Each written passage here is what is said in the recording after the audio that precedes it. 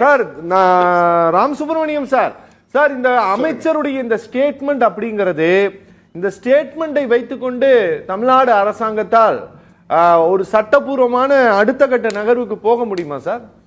Sir நீங்களே அதுக்கு answer பண்ணிட்டீங்க சார். அவர் ஏதோ போற போக்குல அவர் பாட்டுக்கு ஒரு இன்டர்வியூ கொடுத்துட்டு போறாரு. அதெல்லாம் it is not tenable, it is not enforceable, ஒரு லீகலா ஒன்றும் கிடையாது.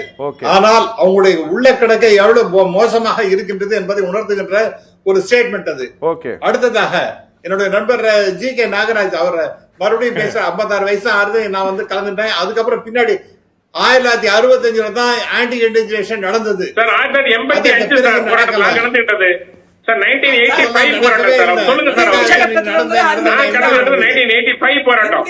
போர் உச்சகட்டத்துல 65 85ல நடந்தது சார். கல்லூரியில் நடந்துட்டேன் சார். எல்லா பேங்க்ல முன்னாடியும் ஹிந்தில எழுதுறத அடிச்சிட்டாங்க நாங்க.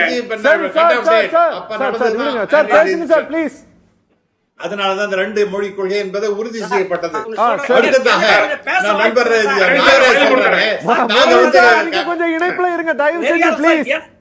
நாங்க கையெழுத்து போட்டுட்டாங்க சார். அவர் யார ஒவ்வொருத்தரா பேசுங்க சார். என்ன சார் எல்லாரும் நான் ஒரு நிமிஷம் சார் ப்ளீஸ். நாகராஜ் சொல்றாரு கையெழுத்து போட்டுட்டு நீங்க அதுக்கப்புறம் முடியாதுன்னு சொல்றாங்கன்னு. தயவு செய்து இந்த மாதிரி தவறான செய்திகளை நீங்க பரப்பாதீர்கள். 15/3/2024 சிவ்தாஸ் மீனா சீஃப் செக்ரட்டரி அவர் லெட்டர் எழுதிருக்கார் என்ன சென்ட்ரல் கவர்மெண்ட்டுக்கு.